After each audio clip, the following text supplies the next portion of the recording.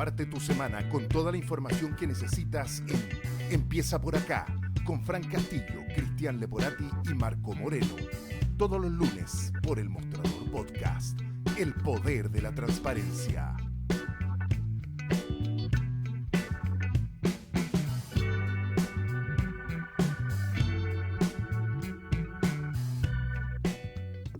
¿Cómo están? Muy buenos días. 9 de la mañana con 8 minutos. Arrancamos el programa de este lunes 11 de agosto. Semana corta, pero con la agenda, como siempre, cargada de información que vamos a estar comentando en el programa de hoy. Saludar a quienes a esta hora se están sumando a nuestras transmisiones. Recuerden suscribirse a nuestro canal de YouTube, @elmostradorpodcast, donde pueden encontrar todo el contenido multimedia del Mostrador, vernos en vivo en este programa. También clic a punto por punto, Corea del Centro y mucho más en @elmostradorpodcast. Paso inmediatamente a saludar a mis panelistas de día lunes, que ya vamos a ver en pantalla. El director del Centro de Democracia y Opinión Pública de la Universidad Central, Marco Moreno. ¿Cómo estás? Muy buenos días.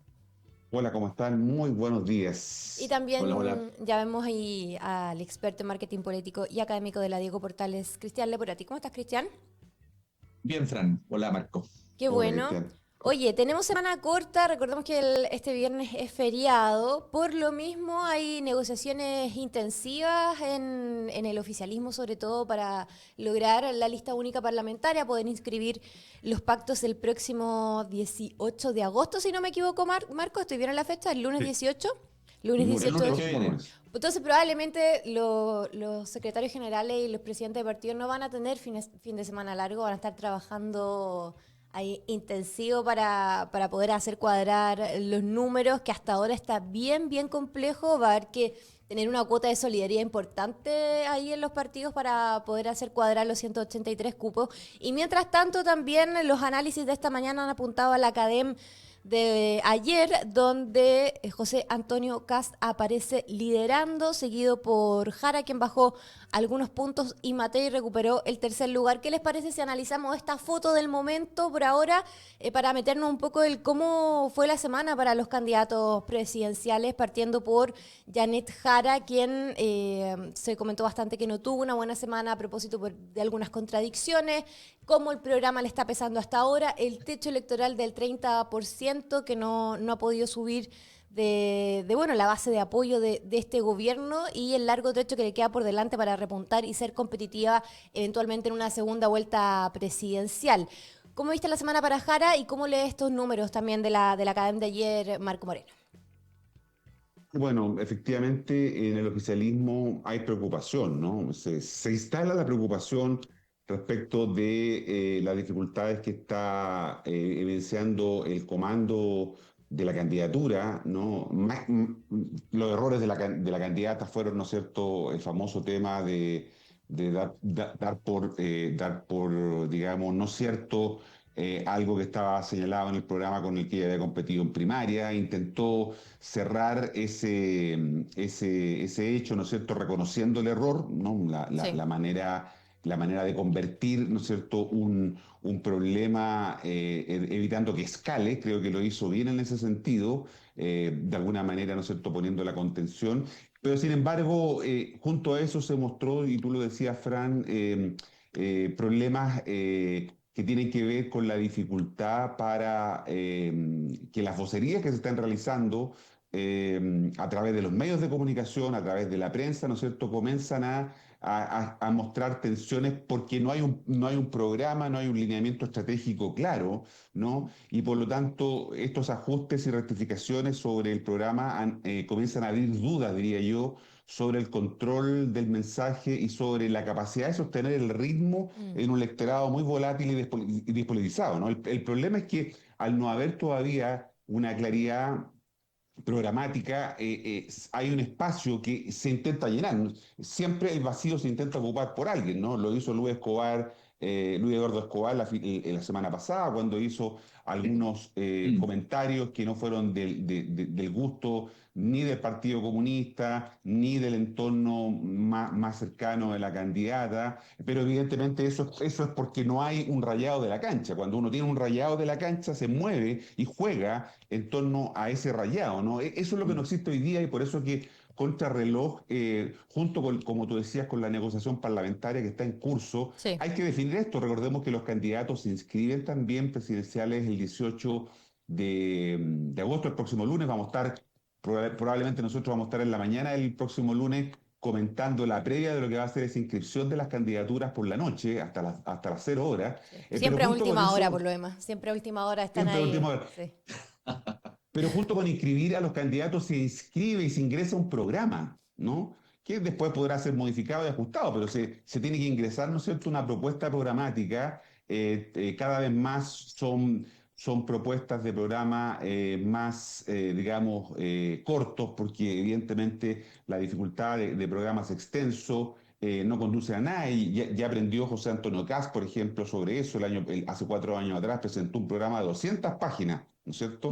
Y hoy día, según hemos sabido, ¿no es cierto?, está tratando de hacer una propuesta más acotada. Pero lo que quiero decir es que el próximo lunes también hay que presentar entonces ese rayado de la cancha en el cual se van a mover, porque justamente, como digo, pareciera ser que el programa de Janet Jara se está convirtiendo, o se está redactando desde la prensa, con lo que se dice y lo que no se dice, ¿no? Y eso es lo que evidentemente genera probablemente incertidumbre, ¿no? Eso se proyecta también en las dificultades que ha tenido el comando y eso se explica probablemente por qué hay preocupación de que Janet Jara sigue sin romper la barrera psicológica del 30%, que es el apoyo que ha tenido el gobierno en estos últimos 3 años y medio de su gestión. Sí, bueno, la candidata Jara lo que ha hecho hasta ahora es como afirmar o desconfirmar lo que estaría o no eventualmente en el programa que está en construcción. Entonces eso le ha pesado, han tenido contradicciones, lo que evidentemente marca preocupación ahí en el oficialismo y por lo mismo se está pensando adelantar algunas decisiones en el diseño de campaña. Ojo que todavía falta presentar vocerías. Hace un par de semanas se dijo, más allá del comando, que ya se presentó. Hay vocerías que faltan por salir a la luz pública y que van a ser parte de este despliegue. Y yo me imagino que, de acuerdo a los errores cometidos durante la semana pasada con su encargado del equipo económico, están afinando ahí estrategias. Pero ¿marcaría la diferencia, a tu juicio, Cristian, la instalación de estos voceros, un despliegue nacional también que se está preparando? ¿Eso puede ir encauzando o falta mucho más en relación al peso programático que tiene que primar en el relato de la candidata?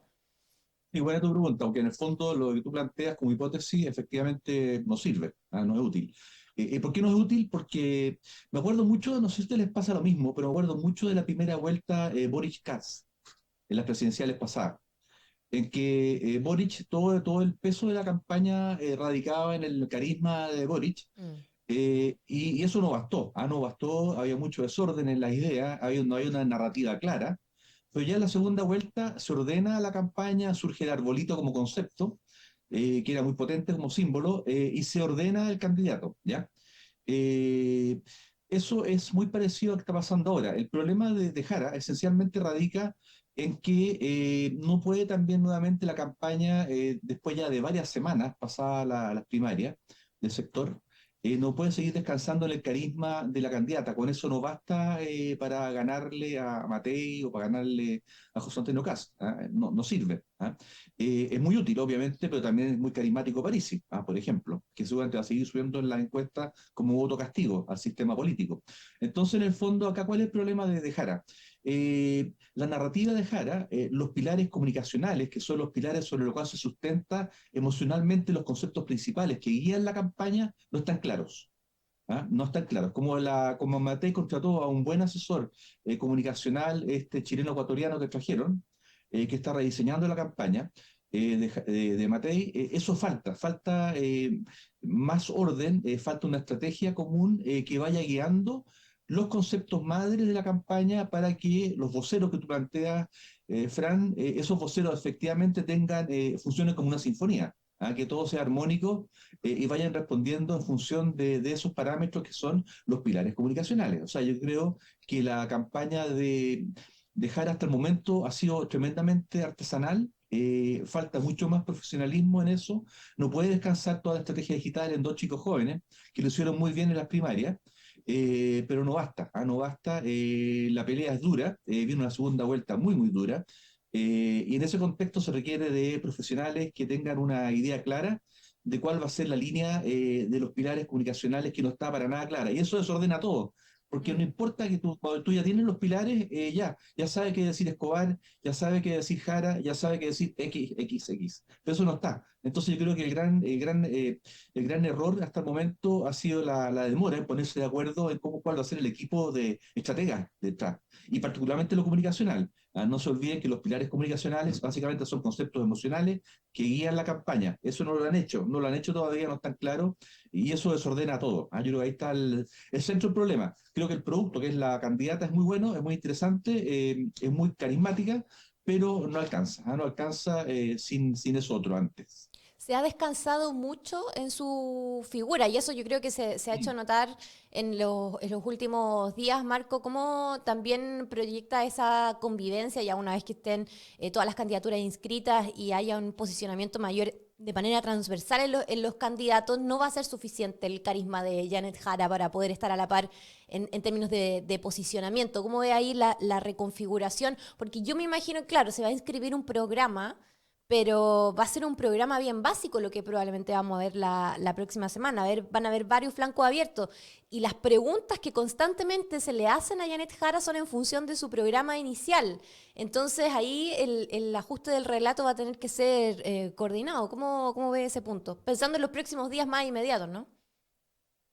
Sí, es interesante este concepto que planteaba Cristian de un poco de improvisación que hay en un comando presidencial, ¿no es cierto?, que tendría que ser mucho más profesional en el sentido de claridad estratégica respecto a lo que se debe hacer. Y efectivamente, la figura de Jara sirvió para ganar, ¿no es cierto?, de manera arrolladora una elección de primarias en donde evidentemente el peso descansaba más en el liderazgo que en la campaña, porque era una elección, ¿no es cierto?, que tiene características distintas. Pero evidentemente ya después de un mes largo, un mes y medio probablemente, las primarias fueron el 29 de junio, estamos a 11 de agosto, ¿no? Un mes y medio podríamos decir. Evidentemente eso no ha logrado cuajar y hasta ahora se ha girado en torno a lo que era los atributos blandos que tiene Janet Jara, ¿no? Que son importantes para una elección, especialmente una elección como hemos conversado lunes a lunes acá, que tiene cada vez más un componente emocional, simbólico, y ahí ayudan, pero no son suficientes los atributos blandos. Se requiere también de otros elementos para poder fortalecer la campaña. Y por lo tanto, se ha perdido un poco de tiempo en eso, ¿no? Ahora, esta última semana, eso ha sido consumido por el tema de la negociación parlamentaria y por lo que tú dices, Fran, sobre el tema del programa. Yo con Cristian tenemos acuerdo respecto, claro, de que las elecciones no son racionales, no, la gente no va a leer el programa, probablemente lo vamos a comentar nosotros, algunos elementos, los otros candidatos hacen el fact-checking, ¿no es cierto?, buscando dónde está el error, dónde está la contradicción para de alguna manera resaltarlo y con eso generar una polémica. Pero evidentemente el conjunto o la gran mayoría de los chilenos y chilenas que van a votar el próximo 16 de noviembre no lean mucho ese programa, pero se requiere tener algunos lineamientos que por ahora han estado poco visibles respecto de decisiones que tiene que tomar un conglomerado que es muy amplio. Recordemos que esta alianza que es bien inédita, que va, ¿no es cierto?, desde la izquierda, desde el Partido Comunista hasta los liberales, ¿no es cierto?, pasando por la democracia cristiana, ahora estamos hablando de 9 fuerzas políticas, evidentemente hace más difícil esta conformación, primero de una lista parlamentaria. Tú lo decías, Fran, hay que llegar al número mágico de los 183 y hasta ayer estaban sobre todavía los 200 candidatos, partieron en 400, hoy día ya van en 200, pero En la tienen que llegar mitad. a 183. O sea, Mm. falta todavía 20 candidatos que hay que sacar de las pretensiones, ¿no es cierto? Y evidentemente eso no es fácil. Pero junto con eso hay que definir estos lineamientos programáticos que por ahora no se ven claros. Y lo comentábamos en alguna oportunidad con Cristian, que este es el problema que tiene la izquierda en el mundo, ¿ah? Mm. Que no ha sido capaz de elaborar una oferta atractiva para la opinión pública más allá de los liderazgos, ¿no? O sea, más allá de las personas, pasó con Boric, ahora está pasando con Janet Jara, pero la izquierda o la centroizquierda como que no tiene propuestas claras que ofrecerle a los ciudadanos, ¿no? Y Marco, eso Marco, un habla un poco detalle. de vacío Un respecto a detalle eso. importante lo que tú estás diciendo. ¿Por qué pasa eso? Porque en el fondo los conceptos madre con los cuales ha ganado el poder la derecha, básicamente eran conceptos que eran propios de la derecha liberal, ¿cierto? El tema de la seguridad, la economía. Por lo tanto, eso Migración. es súper, claro, y eso es súper interesante porque lo que tú estás planteando, porque en el fondo también hacer un programa muy, muy bien hecho, también es bastante peligroso, porque el programa, ¿qué va a pasar? Se va a comparar con la identidad de la candidata, la identidad política de la candidata y también la identidad política del conglomerado que la apoya. Lo que lo puede hacer también muy contradictorio, porque si tú dices, bueno, el eje conceptual, emocional, el pilar va a ser la seguridad. Oye, está difícil, pues, ¿ah? Está difícil bajar a la seguridad como concepto, aunque ponga el mejor vocero del mundo ahí, porque básicamente ese ya es un concepto que está en poder de hace rato ya de Kast, ¿ah? De Kast particularmente, también de Matei, pero esencialmente de Kast. Ese también, entrar a definir un programa muy claro, muy preciso, muy claro, te puede llevar a que la oposición te ataque con las contradicciones propias que hay entre la mochila a cargar de un ser del Partido Comunista en una economía liberal, en una sociedad liberal, versus un programa que te dice que efectivamente vamos a crecer económicamente, vamos a crecer en calidad de seguridad, vamos a controlar el tema de la migración, que son los temas de interés de la población. Es difícil, ¿ah? Es difícil hacer un programa que no choque con tu identidad, ¿ah? Es muy complejo. Yo recuerdo cuando se instaló la idea de hacer un ajuste urgente de relato del gobierno del presidente Boric, la estrategia que se utilizó, una parte en algún momento fue lo de seguridad pública, seguridad económica y seguridad social. Y a partir de Sí. ahí trataron de abordar ese vacío con el que arrancó el gobierno y, bueno, el proceso constitucional y toda la historia que ya conocemos. Pero intentaron abordarlo de alguna manera para no tratar de escaparse tanto hacia lo más El identitario en el. espacio de la derecha, Claro, exacto. yo me imagino que se podría apuntar en una dirección parecida, como un juego de Sí. palabras ahí, donde la seguridad sea lo central, pero no abandone los principios que han levantado desde el progresismo. De hecho, la misma expresidenta Bachelet lo dice constantemente, como que tenemos que apuntar a la necesidad de sin abandonar principios. Ahora, eso cómo se traduce en relato, no lo sé, es lo Pero mira, complejo. yo creo, pero ¿sabes qué pasa, Fran? Eso igual es bueno siempre es bueno mirar la casuística histórica. Y en ese sentido, la campaña, la segunda vuelta de Boric es re interesante para analizarla, porque como yo señalaba, es bien parecida en situación a lo que está pasando actualmente. ¿Ah? Y lo que tú estás planteando, esos derechos sociales, de seguridad, etcétera, son claramente muy emocionales y son claramente abordables también, ¿ah? En comunicación. Pero para eso requieres un equipo profesional. Un equipo profesional. Y siempre también esto lo hemos hablado mucho nosotros tres. ¿Ah? En general a la izquierda le cuesta la comunicación profesional, le cuesta contratar a especialistas mucho. Normalmente apelan a las agencias de comunicaciones, a las agencias de publicidad, a las agencias digitales, que no son fieles en términos ideológicos. Y esto no se trata de eso, esto por eso que se llama marketing. A mí no me gusta la palabra marketing político, porque me gusta más la comunicación política. Chuta, Pero es marketing yo político. presentándote como experto todo este tiempo en marketing. No, sí, lo que pasa, yo hago clase de comunicación política, pero no importa. Ya. Da lo mismo, lo que pasa es que, pero no importa, porque el contexto político de Chile es más bien de marketing, es de consumo, y también es de consumo político. ¿Ah? Entonces está bien dicho el nombre, y en el marketing político tú tienes que contratar al mejor, po. Te guste o te disguste, porque ese es el que te va a hacer el trabajo profesional, que tampoco no te asegura nada que vayas a ganar, ¿ah? Para nada, pero te permite tener un orden y una planificación con especialistas. Entonces esta cuestión, yo insisto, Mi sensación es que hasta ahora todo esto ha sido muy intuitivo, muy estacional, muy artesanal, y como señalaba Marco, ha pasado un mes y medio ya casi. Mucho tiempo, o sea, en un mes, aunque sea un conglomerado muy diverso, muy distinto, etcétera, pero se está jugando el poder. No es poco. Además que a propósito de lo pragmático que debe ser el tema comunicacional, el principal desafío de la candidata Jara, Marco, es dejar de, o sea, Mm. poder trascender en el relato, no hablarle a los suyos, sino que hablar más allá, a propósito del techo electoral que mencionaba en un principio. La ves capaz? Se podría, porque hay un tema identitario ahí que ya hemos debatido muchísimo a propósito de su partido, pero romper ese techo, ¿es viable para la candidata Janet Jara o está por verse en función de la construcción de un comando más competente, vocerías que la acompañen, que no hayan contradicciones, un programa idóneo para su figura, etcétera, etcétera? ¿Falta mucho por ver en ese sentido? Y yo creo que sí, porque las indefiniciones son lo que están generando esta dificultad para identificar los públicos objetivos. Nosotros hemos dicho que con voto obligatorio van a ir a votar 15,5 millones de Mm. personas. Hace 4 años atrás votaron 7 millones con voto voluntario. Por lo tanto, aquí estamos hablando de un electorado muy heterogéneo, ¿no? De hecho, supongamos que la mitad son nuevos electores o electores obligados, como hemos comentado otras veces, 7 millones, ¿no es cierto? Un electorado volátil, despolitizado, y en donde cada Mm. error amplifica dudas sobre el liderazgo y habilidad que pueda tener Janet Jara. Por eso que lo que está haciendo Franco Parisi o Marco Enrique Dominami, ¿no es cierto? En ese electorado al que tiene que llegar necesariamente Janet Jara, también, ¿no es cierto? Ese Mm. electorado que desconfía de la política, que como decía Cristian, está siendo objeto de un bombardeo de crítica, de castigo, ¿no es cierto?,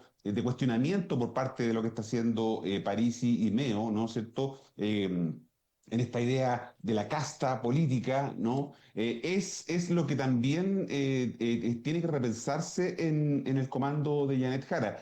Yo no tengo muy claro cuáles son esas ideas de relato, ¿no? Y aquí se Mm. requiere, tiene razón Cristian, se requiere un relato mínimo, aunque sea, ¿no es cierto?, de elementos centrales, pero no lo tenemos claro, más allá, ¿no es cierto?, de algunas frases en este clivaje elite-pueblo, que probablemente va a tener que usarlo Janet Jara, pero no puede ser lo único, ¿no es cierto?, que la campaña se estructure sobre ese clivaje, ¿no? Oye, Marco, yo tengo problemas con la palabra pueblo, ¿ah?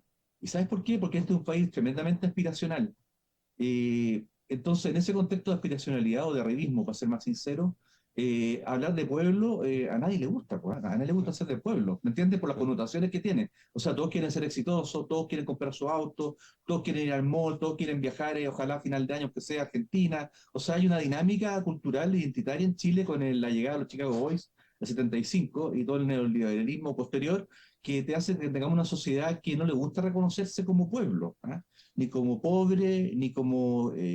no está en eso, ¿ah? Entonces hablar del clivaje que tú señalas, pueblo, élite, es un clivaje muy primitivo ya del siglo XX, no funciona en la actual sociedad chilena. Yo creo que sería tremendamente peligroso si el equipo Jara llegara a eso. No, probablemente lo que tú dices es correcto, pero evidentemente hoy día lo que estamos viendo es mucho más de eso que de algo Sí, distinto a eso, ¿no? porque no hay relato, porque no hay Mm. relato, Porque no hay relato, exactamente, porque no hay claro. relato y la Perdona, gente, perdona, y ese relato lo está poniendo Marco la derecha.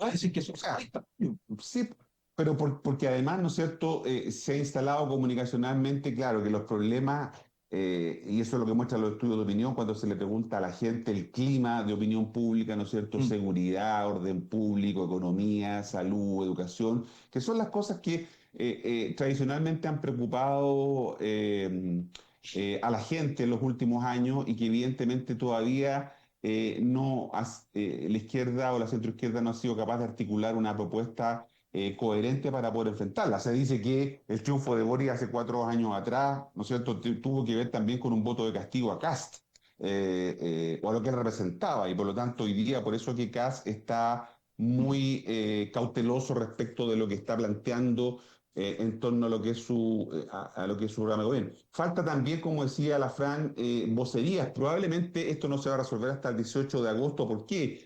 Porque aquellos que no logren entrar a la plantilla parlamentaria y que tienen un perfil público, a lo mejor son los que van a asumir roles de vocería en el comando de Janet Jara. Se dice que uno de ellos podría ser Ricardo Lagos Weber, ¿no? Pero está por verse si finalmente va a competir por un escaño en la Cámara de Diputados. Recordemos que él no puede repostular al Senado por el tema del límite de años de que reelección. lleva ejerciendo ese cargo y el límite de la reelección, ¿no? Pero sí podría eventualmente postular a la Cámara de Diputados. Me imagino que es una decisión que está pensando y hablando él, pero él, claro, ha sido visto como uno de los posibles voceros en la eventualidad de que no sea candidato al Parlamento. Pero así por delante lo que tenemos son muchos espacios de improvisación, ¿no? Mucha falta de profesionalismo, como bien dice Cristian, ¿no es cierto? Tiene una estructura territorial que dirige Nicole Cardoche, tiene una estructura estratégica donde están los partidos políticos, hay una coordinación de la campaña, pero como que da Marco, la sensación de que improvisa. mucha gente, igual que lo que pasó a Matei, mucha gente. ¿Qué pasó ahora? Claro, llegó Coloma, llegó Sutil, el asesor ecuatoriano y chao, y se cierra. Se cierra ahí el boliche y ellos toman las decisiones. Le está pasando lo mismo a Jara, muchas cabezas dando vuelta, mucha opinión, y eso es letal para tomar una definición estratégica Sí, bueno, es un en poco lo político y en... lo que pasó la semana pasada, donde, claro, o sea, el encargado económico, ella, Nicole Cardocho también está dando bastantes entrevistas, falta el anuncio de voceros que ya dijeron que iban a anunciar, así que bueno, vamos a ver cómo se ordenan ahí a partir de la inscripción de la próxima semana, que ya pasa a ser un periodo relevante de campaña. Me voy a quedar con un punto que tocó Cristian y que tiene que ver con este sentido nacional, aspiracional que tienen los chilenos a la hora de mirar también las propuestas de las candidaturas, para detenerme brevemente en lo que ha sido el despliegue de Franco París en los últimos días. Si miramos la cadena de ayer, está muy por sobre Marco Enrique Dominami, que también los comparo porque son dos personajes que hoy día no se quieren definir ni de izquierda ni de derecha, y que están apuntando sobre todo a una estrategia digital relevante para su posicionamiento. La semana pasada generó bastante polémica lo que fue lo que dijo París en este foro minero, donde habló de plata, donde hablaba de que estaba bien querer plata y ganar harto, un poco en el contexto en el que se desenvuelve la minería en Chile, la incorporación de ¿Te acuerdas, Pamela. Fran? Fran, ¿te acuerdas del Frafra Rasuri? Sí. Que en paz descanse, que decía que todos deberían tener un Mercedes-Benz. ¿Te acordás, ya? Que va un poco en esa línea de aspirar Claro. hacia arriba y no hacia abajo. Incorporó hace poco a Pamela Giles también al partido de la gente, que todavía no se sabe si va a repostularse por el Distrito 12 o el Senado en Valparaíso. Sigue con una estrategia digital bastante interesante y que termina siendo su fuerte, ¿no? Y apuesta a ese nicho despolitizado Mm. que también es parte del buzón de votos tanto de la izquierda como de las derechas. ¿Cómo leen hoy día, en particular, el momento de Franco Parisi? Recordemos que en el contexto de que son fotos del momento, pero la semana pasada estaba por Mm. sobre Evelyn Matei, algo no menor a considerar en estos tiempos, Cristian. Bueno, yo creo que a ver, París tiene algo que no tiene José Antonio Cast, carisma. ¿Ah? Es carismático, o sea, uno puede gustar o no, pero es carismático, es creíble para esos electores que van a votar obligatoriamente, que no son los de hace unos años atrás que votaban voluntariamente, es súper carismático, representa de alguna forma, como tú hablabas antes, de la aspiracionalidad del éxito. ¿Ah? Una persona que igual, entre comillas, los ciudadanos en general lo ven como un tipo exitoso, o sea, que le ha ido bien en Chile, que vive en Estados Unidos, etcétera, más allá de sus temas familiares, y de alguna forma representa en síntesis el voto castigo. ¿Ah? Yo creo que él va a seguir subiendo en las encuestas, porque además de su carisma, representa esa persona que no tiene ningún tipo de vínculo con la política, que no le ha resuelto la política ningún problema cotidiano, la ve súper ajena, lejana, ensimismada en sus problemas cotidianos de la política, pero nunca le hablan a él. Es esa persona desarraigada de la política, y en esa línea un populista, como el perfil que tiene, un populista de derecha, como Parisi, indudablemente que es un producto político tremendamente atractivo. Mientras se mantenga esta situación de crisis en la política, va a estar Parisi y van a surgir otros más también en el futuro, probablemente, mientras esto no se ordene, no se ordene y los partidos políticos de alguna forma ya empiecen a escuchar de verdad a la ciudadanía y dejen de lado sus lógicas de poder y de ensimismamiento. Mientras eso no se supere, los Parisi van a seguir surgiendo, porque básicamente les son razonables a las personas, porque creen que sí les puede resolver los problemas y representa un modelo exitoso. No se olviden que Piñera ganó 2 veces las elecciones porque también lo ganó por sus características personales. Obviamente tenía cualidades de sobra como carismático, como político, pero también ganó porque en el fondo representaba un modelo exitista, del empresario rico, exitoso, y los chilenos quieren el éxito, no quieren volver nunca más hacia los 80 o los 70, que era un país pobre, que los blue jeans se compraban en Argentina, habían 3, 4 marcas de auto, habían línea blanca, 5, 4 marcas. Chile no quiere volver a eso, y además Chile, como lo hemos hablado muchas veces, y lo han usado como argumento algunos políticos, entre ellos Parisi, y también Meo, es un país profundamente endeudado. O sea, la gente vive endeudada con distintas casas comerciales, bancos, etcétera, por el sistema financiero, para ser más exacto en el lenguaje, y eso te genera una angustia permanente, una angustia permanente, unos sueldos que son relativamente bajos en Chile. Entonces, todo eso te va llevando a que vean en un populista como Parisi una salida, porque finalmente, ¿qué pasa? Jara, Kast, Matei, son del sistema político que fracasó en términos, entre comillas, para la opinión pública. Fracasó por una parte importante del electorado porque no los oyen. Y por lo mismo, ahí están los populistas, que es la salida por la puerta del fondo, pero que es muy exitosa. Y esta característica antiinstitucional que tiene el candidato Parisi, porque no tiene partido, básicamente. Recordemos que entró con una bancada en la elección pasada importante, esa bancada se diluyó completamente de diputados y diputadas, y hoy día son parlamentarios que hablan muy mal, o hablaron muy mal en su minuto del Partido de la Gente, completamente inorgánico, o sea... Fran, es lo mismo que hace Milei, es lo mismo que hace Bukele, es lo Sí, mismo que hace Trump, que destruir las instituciones, porque le molesta. a lo, a Ese lo intermediario les molesta porque les mata su discurso omnipresente totalitario. Sí, es parte Por eso que del, los del quieren sacar. manual, del manual de los populismos de hoy día. A lo que iba es que esta Exacto. característica anti-institucional no es materia de preocupación racional para las personas hoy día, Marco. No sé cómo ve esa dualidad interesante que tiene el candidato a propósito del contexto, ¿no? Claro, o sea, si uno analiza lo que son los electores obligados, es casi la mitad del padrón Mm.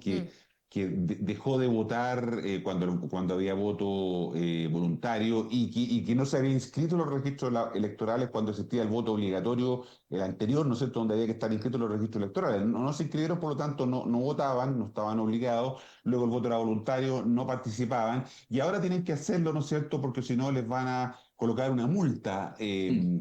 Y eso entonces está hablando del tipo de elector complejo y difícil al que nos estamos enfrentando, ¿no? Ese es y por lo tanto lo que busca Parisi es capturar justamente a este votante desencantado, ese que no se siente representado ni por Jara, ni por Kast, ni por Matei, ¿no es cierto? Y yo creo que es un electorado que sigue más por desafección que por adhesión, es decir, vota un poco en contra de esto que decía Cristian del voto de castigo al sistema político, ¿no? Y este es un nicho que es importante en términos de volumen, ¿no es cierto?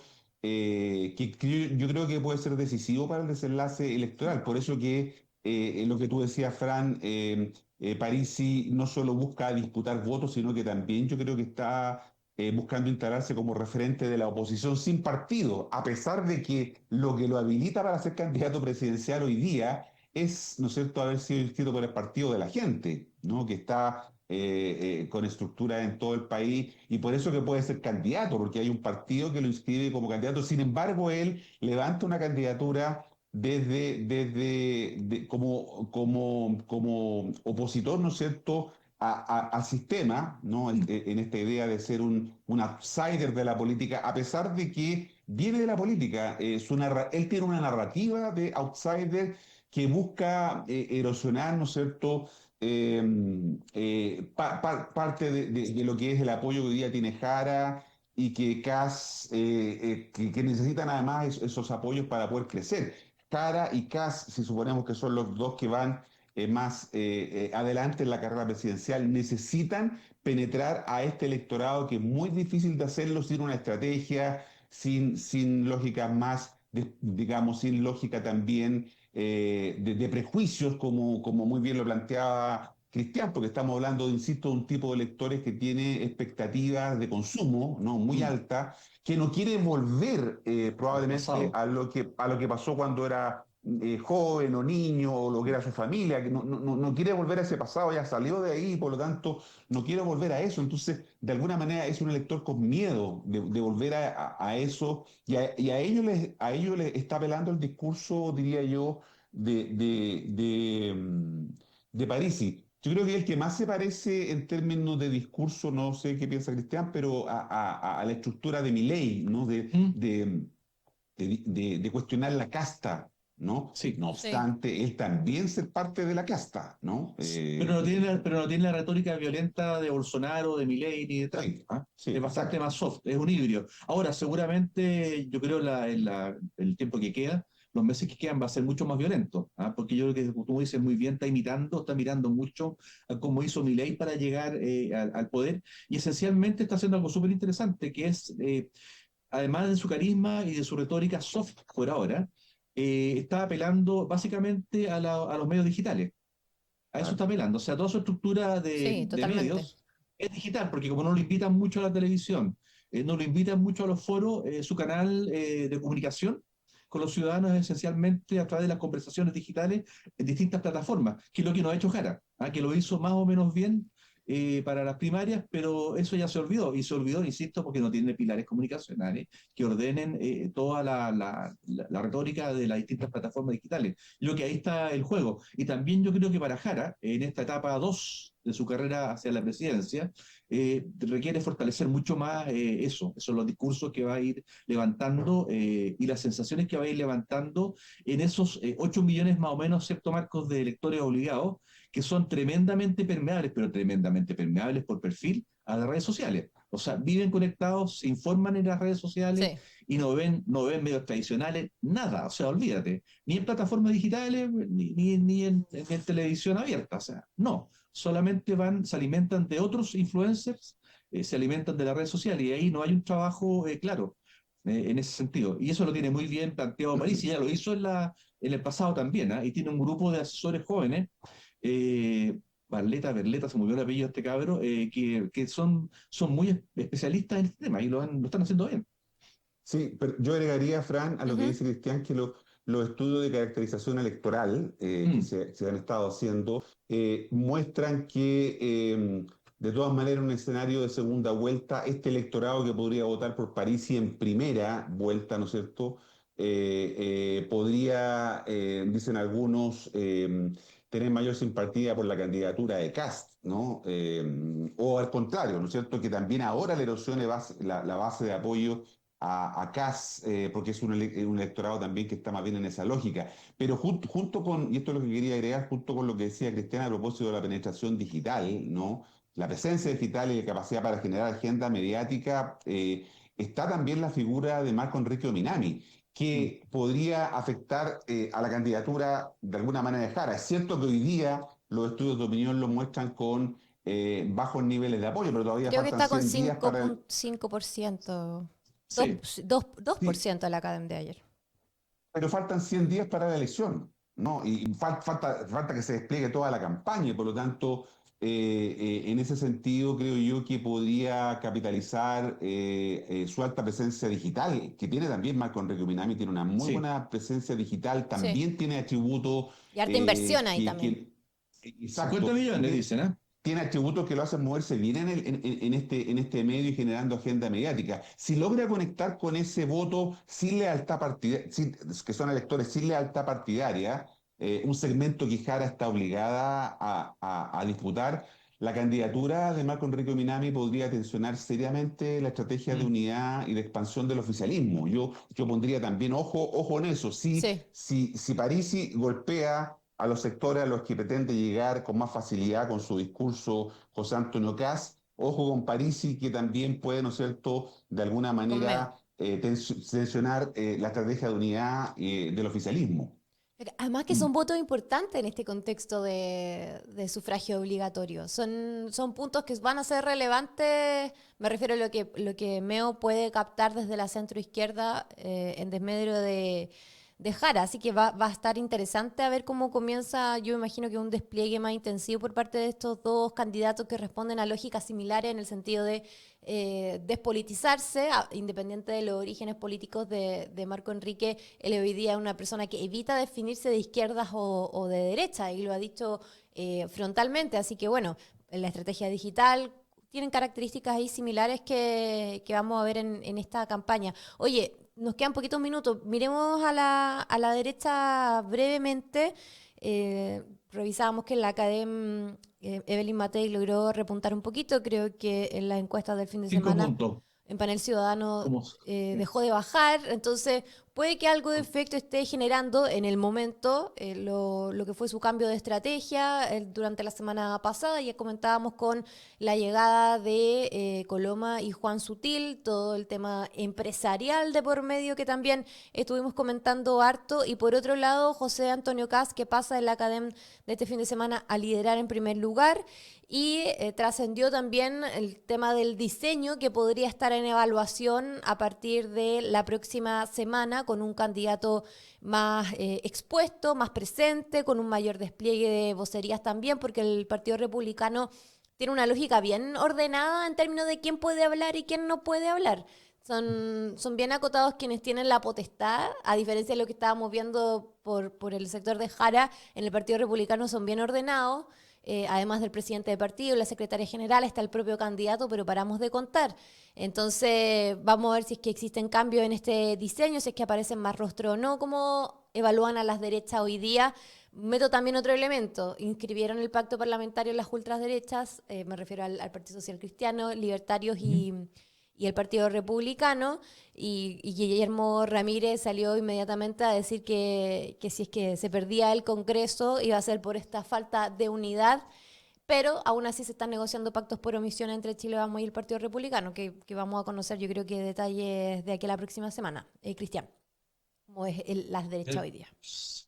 Sí, ahora, un detalle, que no lo dijimos antes de lo que estábamos hablando anteriormente en la conversación. La abuela también está apoyando a Parisia. Y Ah, la sí, abuela sí, lo mencioné, tiene, sí. no, Está o sea, ¿qué militando, pasa? de Eso no hecho, es en el menor. partido de la gente. Sí, Sí, y no es menor, porque el arrastre que tiene ella es bien importante, sí. ojo. Así que eso. Oye, en términos de la derecha, yo creo que es interesante porque finalmente ya se llegó a la realidad, a la hipótesis de que había una ruptura definitiva entre lo que es la extrema derecha y la derecha tradicional. ¿Ah? Con la lista única de los partidos de extrema derecha ya se cierra esa puerta. Lo que es bueno tanto yo creo en términos de competencia electoral, ¿ah? No digo en términos de gestión política posterior a la elección. Ujú. Es bueno porque en el fondo ordena a Matei, también ordena a los partidos de extrema derecha, porque ya se asume la realidad, ya no se pierde más tiempo en eso, y ahora hay que definir a quién hay que pegarle, o sea, quién va a ser el contrincante. Para Matei, ¿va a seguir siendo Kast? Yo creo que sí. Ahora, el cambio de estrategia que hicieron es bastante deficiente en mi gusto, porque pasaron de una etapa de tensión, que era la estrategia inicial, en esta etapa de crisis, a una estrategia de todos somos buenos y todos juntos vamos a levantar a Chile, que es un poco el eslogan que están sacando conceptualmente ahora. Creo que igual en una sociedad tremendamente polarizada, en la cual las redes sociales mandan un poco la retórica política, hay que mantener ese orden de tensión frente a Kast por parte de Matei, porque el buenismo no la hay a ningún lado, no la va a seguir haciendo subir en la encuesta. Probablemente la mantiene, quizás sube un poquito, pero no va a pasar más allá de eso, porque no obedece a las tendencias actuales de la ciudadanía en términos de cómo ven la política, la ven mucho más extrema, o blanco o negro. Aquí nos están viendo todos juntos, vamos a comer perdices y vamos a ser felices. No, eso ya es de otra época política. ¿Ah? Yo creo que ahí hay un error importante en la estrategia política comunicacional de Matei, y creo que, bueno, tú lo dijiste en parte cuando estabas hablando, Fran, antes, ya claro, ya tiene que salir a exponerse el candidato Kast. Allá está rayada la cancha, tiene que empezar a hablar más. En el partido republicano y en general también en la extrema derecha, no, yo diría republicanos, para ser más exacto, son pocos los que hablan, como tú decías, pero también dicen poco. ¿Ah? Pocos hablan y hablan poco. ¿Ah? Ahora tienen que exponerse, porque tienen que ya empezar a recuperar terreno, lo que perdieron esta semana, con lo que vimos o sea, la encuesta igual está muy peleada, no es que hayan perdido puntos, pero Ujú. está muy peleado. Tienen que empezar atacar tanto a Jara como también a Matei, para un poco irse posicionando como una instancia distinta. Ahora, ¿cómo hacer eso? Primero, exponerse, y segundo, dicen mucho de seguridad, pero ya ese es el qué. Ahora hay que empezar a ver cómo lo van a hacer. ¿Ah? Bajarlo, hay que bajarlo para la realidad, o sea, puede ser muy convincente, muy creíble, José Antonio Caz, Esquella, etcétera, pero si no me dicen el cómo lo van a hacer, es verso y es poesía. ¿Ah? Yo creo que eso es atacar, en el caso de Cast, atacar a Jara, atacar a Matei y empezar a hablar de su programa. Marco, ¿cómo lo ves tú?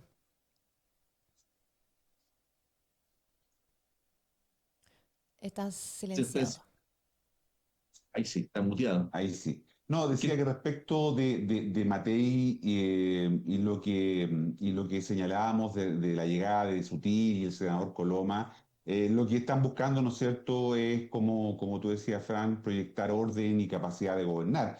Sin embargo, lo que está mostrando ese gesto con la llegada de estos dos personajes, ¿no es cierto?, es una preocupación muy evidente, ¿no es cierto?, delata urgencia, creo yo, y estos cambios reiterados que hemos visto en la campaña de Elin Matei, evidentemente no son una señal de que las cosas ahí estén muy, muy ordenadas, ¿no? Respecto a de lo de Kass, está Pero ajustando su espérame, campaña. Marco, tengo una pregunta, porque me acordé que la semana pasada, bueno, la secretaria general de la UDI, María José Hoffman, decía, la llegada de Sutil es un golpe de timón. ¿Podríamos interpretarlo de esa manera, en el sentido literal y figurativo de lo que representa la llegada de una figura como esa para Matei, si es que puede generar un cambio relevante a esta altura?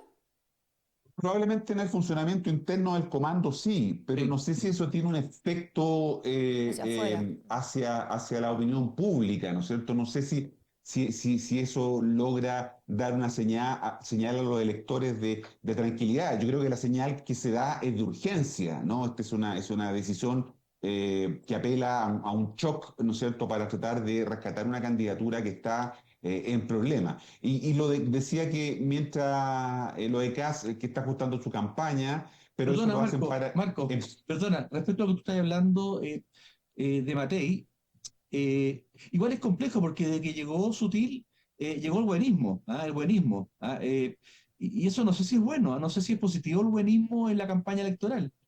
De Matei tengo mis dudas, ¿ah? Porque eso es una actitud que no te permite ganar votos, o sea, diciendo que vamos a levantar Chile todos, es parte de la derecha de no querer atacar a la extrema derecha, porque saben que son primos hermanos, son de la misma familia, y no quieren atacarlos primero porque son primos hermanos, y en segundo lugar porque si llega a gobernar Kast, van a tener que ocupar puestos políticos en ese gobierno, hipotético. Entonces, yo creo que electoralmente, hablo no solamente como estrategia electoral, no es buena la llegada de Sutil, porque le quitó agresividad a la campaña, que yo creo que era interesante eso, y además que la candidata Matei tiene un temperamento que es bien ad hoc a ser más bien no pasiva, más bien activa. ¿Ah? Yo tengo mis dudas respecto de lo que tú ahí estás planteando en eso. ¿Ah? Yo creo que Juan Sutil en el fondo le quitó fuerza. No le dio virtud, le dio orden, pero le quitó fuerza. Pues claro, ese es el costo que probablemente nuevamente, no sé si lo va a resistir un ajuste más el comando de Matei. Mm. Solo para terminar respecto de lo Ujú. de la ultra de Kass y el ajuste de la campaña, ojo con que la inscripción del pacto parlamentario propio, como tú decías, Fran, desoyendo los llamados a la unidad, incluso de los empresarios, puede tener un costo importante. A esa fragmentación, lejos de ser, creo yo, un detalle, puede costarle al sector, a las oposiciones, la mayoría en el Congreso, ¿no? Complicando cualquier eventual gobierno. ¿Podrían ganar la elección presidencial? Sí, podrían ganarla, porque está abierto ese escenario. Pero, ojo, que está muy comprometido con esta decisión, con esta responsabilidad que tiene que asumir Kast y la ultraderecha, el que no hayan sido capaces de llegar a un entendimiento en la oposición para tener una lista única. ¿No? Ya van a Marco, competir, ¿no es cierto? pero Y pueden eso llegar, los va a complicar. pero pueden llegar a los pactos por omisión o ya no. Pero en 4 regiones, no solamente en 4 regiones. Ya, claro. Además que son conversaciones que se están llevando solo entre republicanos y Chile Vamos, si no me equivoco. No es como que un pacto esté conversando con otro, porque además todavía no se sabe qué va a pasar con demócratas, está Pero como disperso el asunto. Kaiser dijo que estaba hablando también con Chile Vamos, ¿ah? A esa pregunta, que Ah, todavía ya. seguían hablando, que no era un tema cerrado, el de los pactos, eso, los pactos, no era para nada cerrado el tema. Pero bueno, Eso dijo ayer en los medios. habría un contraste importante en términos de dispersión si es que el oficialismo llega a la lista única. Vamos a ver si es que eso sucede de aquí al domingo y sería un contraste interesante a ver en términos de competitividad en los pactos parlamentarios para las elecciones de noviembre. Oye, se nos acabó el tiempo. Vamos a estar comentando el próximo lunes lo que fueron los descuentos de las inscripciones de las listas. Finalmente vamos a saber qué pasa con la centroizquierda, si es que van en una o en dos temas que se van a definir esta semana y que vamos a estar haciéndole seguimiento, por supuesto, al igual que el despliegue de las candidaturas presidenciales. Marco Moreno, Cristian Lepurati, que tengan una muy buena semana corta y un muy buen lunes también. Muchas gracias, que estén muy Chao, bien. que estén muy bien. Chao, Chao, chao. chao. Chao. Me despido Cuídense. también de quienes se conectaron a nuestras transmisiones, invitándolos también, como siempre, a suscribirse a nuestro canal de YouTube, @El Mostrador Podcast, donde puedes encontrar todo el contenido multimedia del Mostrador, como este programa, Click AM, punto por punto, Corea del Centro y mucho más. Recuerda, suscríbete en YouTube a @El Mostrador Podcast. Con eso me despido, síganse informando con nosotros, que tengan una muy buena semana. Chao, chao.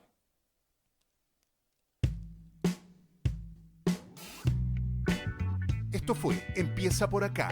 Nos volvemos a ver el próximo lunes a las 10 de la mañana con todo el análisis junto a Fran Castillo, Marco Moreno y Cristian Lepurati, aquí en el Mostrador Podcast.